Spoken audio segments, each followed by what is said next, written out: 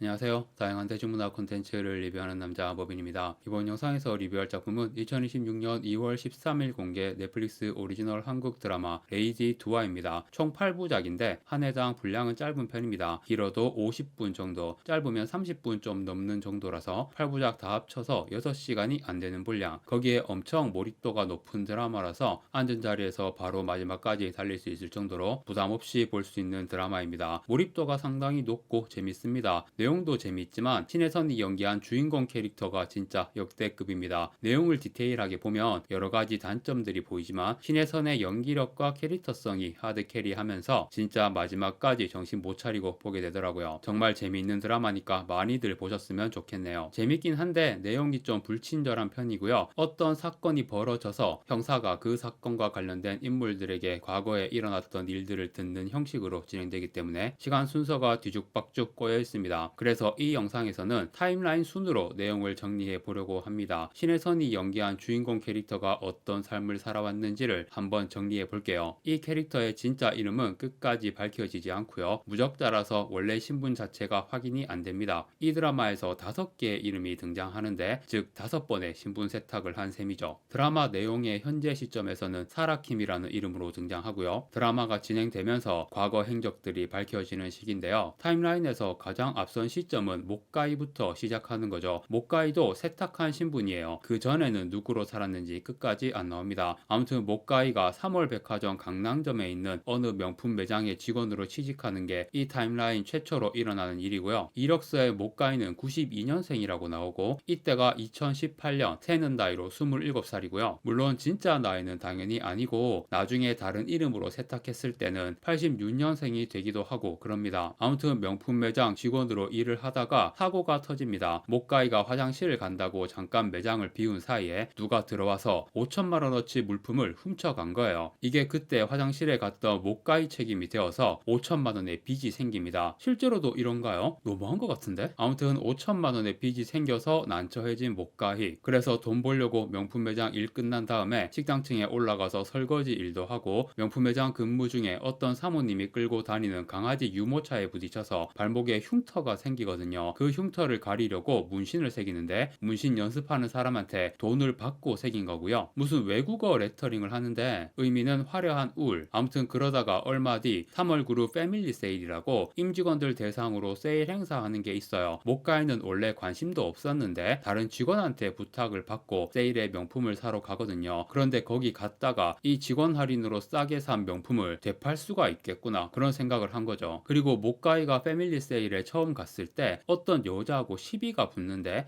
양다혜라는 여자입니다. 이때 양다혜가 목가이의 얼굴과 이름을 알게 되고 양다혜가 셀카 찍다가 프레임 구석에 목가이의 모습도 같이 찍혀요. 모자 쓰고 있어서 얼굴은 안 나오지만 발목에 문신은 나온 모습으로 이게 나중에 형사가 사라킴에 대해 조사할 때 아 사라킴이 과거의 목가이였구나 라고 알게 되는 증거가 되고요. 아무튼 목가이는 패밀리 세일 때 명품을 잔뜩 구입해서 그걸 되파는 방식으로 5천만 원을 순식간에 갚습니다. 목가이가 되팔이 할 때 그냥 제품 사진만 찍어서 올리니까 아무 관심을 못 끄는 거예요. 그래서 SNS 인플루언서가 그 제품을 들고 찍은 사진을 도용해서 그 사진에 자기 얼굴 합성하고 배경도 바꾸고 막 뽀샵질을 해서 올리니까 그제서야 댓글이 많이 달리면서 팔리기 시작하는 거죠. 구매 욕구를 자극하는 뽀샵질에 재능을 드러내기 시작하면서 다른 사람의 마음을 움직이는 능력을 키워나가는 거죠. 그런데 직원 대상 할인 상품을 되팔이 한다는 게 너무 간단하게 많은 돈을 벌 수 있는 방법인데 이것도 역시 현실에서는 안 되는 일이겠죠. 뭔가 제한사항이 있을 거예요. 이 드라마에서도 갑자기 새로운 규정이 생기면서 한 명당 200만 원까지만 구매 제한이 걸립니다. 목가에는 5천만 원 빚은 다 갚았지만 더 큰 돈을 벌고 싶어서 사채로 5천만 원을 땡겼어요. 그걸로 5천만 원어치 명품을 구입해서 되팔이를 하려고 했는데 200만 원 구매 제한이 걸려버리니까 아 망했다. 그래서 5천만 원 빌린 거 그대로 사채업자한테 돌려주거든요. 그런데 그 사이에 또 이자가 붙어 있어서 그 이자도 지금 갚아. 지금 돈이 없어요. 그럼 내가 빌려줄게. 돈을 또 빌려주고 이자라고 바로 가져갑니다. 또 빚이 생기고 그걸 못 갚으니까 이자가 계속 붙고 사채업자들 수법에 의해 수렁에 빠지게 됩니다. 사채업자들이 매장에 와서 행패를 부려요. 그래서 매장에서 일하지 말고 창고 일 하라고 보내는데 멘탈이 나가서 일하다가 커터칼로 박스를 오픈하면서 박스 안에 있던 고가의 명품백을 그어버린 거예요. 그 순간 아 내 인생 망했다. 목가이는 자살을 결심합니다. 합니다. 그런데 어차피 죽을 거 깽판이나 치자. 자기가 일하던 명품 매장에 직원들 다 퇴근한 후에 몰래 들어가서 손님 접대용 고가의 술을 병나발을 불더니 화재 경보기 바로 아래에서 담배를 피워서 스프링클러를 터뜨리고, 그리고 옆에 있는 디올 매장에 전시되어 있는 엄청 반짝거리는 백이 있는데 항상 그거를 갖고 싶어서 쳐다보고 있었거든요. 술병을 던져서 유리를 깨고 그 백을 가져가 버립니다. 그리고 모까이가 명품 대파리 카페에서 워낙에 왕성하게 활동하며 명성과 신뢰가 생기니까 돈을 선입금하고 명품 싸게 구해달라는 사람들이 생긴 거야. 그렇게 돈은 입금되었는데 구매 제한으로 명품을 살 수가 없으니까 본의 아니게 폰지 사기 같은 상황이 되어서 이른바 청담 여신 5억 먹튀 사건이 이렇게 발생한 거죠. 모까이의 카페 닉네임이 청담 여신이었습니다. 입금한 돈이 5억 정도였거든요. 모까이가 어차피 죽을 거니까 죽기 전 하루라도 부자로 살아보고 싶다라는 생각으로 5억 원을 여러 군데 ATM에서 다 인출해요. 5만원권 동나서 만원짜리도 섞여가지고 캐리어에 5억 현금 가득 채운 상태로 어떤 백화점 명품 매장에 갑니다. 비싼 백들 지 맘대로 들었다 놨다 하면서 완전 아나무인 진상처럼 행동하는데, 제가 손댄 물건 다 살게요, 현금으로. 그래서 직원들이 돈 세는 기계 가져와서 돈 세는 동안 소파에 퍼질러서 자요. 사람들이 다 구경하는데 마침 그 매장에서 쇼핑하고 있던 정여진이라는 여자가 이때 모까이의 모습을 보고 기억하게 되거든요. 정여진은 녹스라는 국산 화장품 브랜드의 대표입니다. 나중에 중요한 역할을 하게 되고요. 아무튼 돈을 다 세서 결제를 하려고 하는데, 결제하려면 멤버십 가입을 해야 하거든요. 이때 모까이가 자기 이름을 말하지 않고 매장에서 누군가가 보고 있던 잡지 표지에서 사라라는 단어를 보고 자기 이름을 사라킴이라고 말합니다. 그 잡지를 보고 있던 누군가가 정여진이었고요. 얼굴하고 발목에 문신 사라킴이라는 이름까지 다 기억을 하게 되죠. 그리고 멤버십 가입 항목의 나머지 부분은 대충 셀러분 걸로 적어 달라고 하는데, 모까이가 명품 매장 근무를 해봤기 때문에 멤버십을 이런 식으로 대충 만들 수 있다는 걸 알았기 때문이겠죠. 그리고 이때 셀러는 우효은이라는 인물인데 나중에 또 중요한 역할을 하게 되고요. 아무튼 그렇게 명품 잔뜩 구입해서 나가다가 구세군을 발견하고 거기에 현금을 왕창 기부합니다. 그리고 남은 돈으로 롤스로이스 리스를 하고 고급 호텔에 숙박을 합니다. 캐리어에 5만원짜리 한 장 남은 거를 호텔 직원한테 팁으로 주고요. 그걸로 하루 동안 부자로 살기 끝. 저수지에 투신을 하러 가죠. 참고로 이 하루 동안 중간에 코트를 바꿔 있거든요. 그래서 이 부분 내용이 좀 헷갈리기도 해요. 특히 처음에 나오는 게 정여진의 진술이라서 정여진이 명품 매장에서 목격했던 모습과 나중에 저수지에서 자살할 때 모습이 따로 나오는데 다른 코트를 입고 있으니까 그게 같은 날 일어난 일이라고 처음에는 잘 파악이 안 됩니다. 코트를 바꿔 입는 장면이나 아니면 저 코트를 구입하는 장면이라도 나왔다면 헷갈리지 않을 텐데, 제가 볼 때 일부러 그런 장면을 안 넣은 것 같아요. 이게 되게 중요합니다. 이 드라마가 의도적으로 시청자들이 내용을 헷갈리게 만들고 있어요. 왜 그렇게 했냐 하면 이 드라마의 주제와도 관련이 있거든요. 이거는 이 영상의 마지막에 얘기하겠습니다. 아무튼 자살하기 전에 카페에 물건을 보낼 수 없어서 죄송하다는 사과글을 올리고 초록 코트에 반짝이백 걸친 모습으로 투신합니다. 그런데 저수지 아래로